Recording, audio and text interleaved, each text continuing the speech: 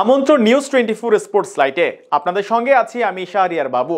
চলুন দর্শক জেনে নেই বাংলাদেশের একাদশ কেমন হয়, বিস্তারিত থাকছে রিপোর্টের বাকি অংশে। 2024 টি-20 বিশ্বকাপ শুরুর আগে আমেরিকায় কিন্তু বেশ চাপে রয়েছে বাংলাদেশ। মেগা টুর্নামেন্ট শুরুর আগে আমেরিকার বিরুদ্ধে টাইগাররা 3 ম্যাচের প্রস্তুতি সিরিজে 2-1 ব্যবধানে হেরেছিল।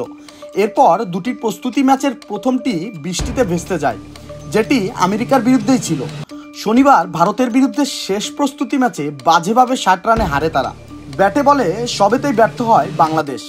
তবে প্রস্তুতি ম্যাচ হারের পর বাংলাদেশের অধিনায়ক নাজমুল হোসেন শান্ত দলের ব্যাটিং পারফরমেন্সের তীব্র সমালোচনা করেছেন। শান্ত ব্যাট হাতে নিজেও ব্যর্থ হয়েছেন। ভারতের বিপক্ষে তারকা পেসার মোহাম্মদ সিরাজের বোলিংয়ে 6 বলে খেলে 0 রানে আউট হন অধিনায়ক শান্ত। ম্যাচের পর শান্ত মূল বিশ্বকাপে ভালো কিছু করারই প্রতিশ্রুতি দিয়েছেন। এদিকে লম্বা সময় ধরে অফ ফর্মে বাংলাদেশের টপ অর্ডার, বিশেষ করে লিটন দাস ও নাজমুল হোসেন শান্ত ধারাবাহিকভাবে ব্যর্থ হচ্ছেন। বিশ্বকাপের আগে নিজেদের শেষ প্রস্তুতি ম্যাচেও ব্যর্থতার বৃত্ত ভাঙতে পারেননি তারা, বরং ভারতের বিপক্ষে দ্রুত সাজঘরে ফিরে দলের বিপদ বাড়িয়েছেন। এমন বাজে পারফরমেন্সের কারণে মাঠেই শান্ত লিটনদের দুয়ো দিয়েছেন সমর্থকরা। আর তাই দলে লিটন শান্তকে দেখতে চাচ্ছে না কোটি ভক্তরা। তাদের সবারই চাওয়া দলে ফিরিয়ে আনা হোক তামিম ইমরুল বিজয়দের। আর এদিকেই বিবেচনা করলে বিসিবি চাইলেই এমন নরবরে দলের চেয়ে শক্তিশালী একটা একাদশ নিয়েই বিশ্বকাপের মঞ্চে যেতে পারত, কিন্তু সেটা তারা করেনি। কবে ঘুম ভাঙবে এই বিসিবির? যাই হোক, বাংলাদেশ যে সব কিছু একটু দেরিতেই করে সেটা আর বলার অপেক্ষা রাখে না। তবে এক পরিসংখ্যানে উঠে এসেছে বাংলাদেশ যে একাদশটা নিয়ে বিশ্বকাপের মঞ্চে গিয়েছে এর চেয়ে যোজন যোজন এগিয়ে থাকবে এখন যে একাদশটা তুলে ধরা হবে। তবে চলুন দেখে নেই দর্শক বিবেচনায় সেই একাদশের সুযোগ পাচ্ছে যারা।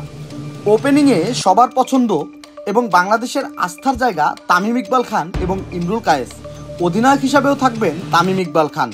3 নম্বরে ব্যাটিং করবেন বিশ্বসেরা অলরাউন্ডার সাকিব আল হাসান।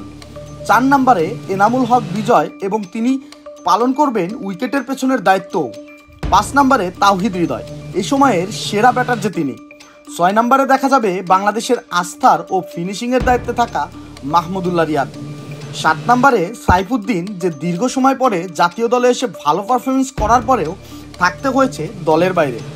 8 নম্বরে দেখা যাবে আরেক স্পিন অলরাউন্ডার রিশাদ হোসেনকে।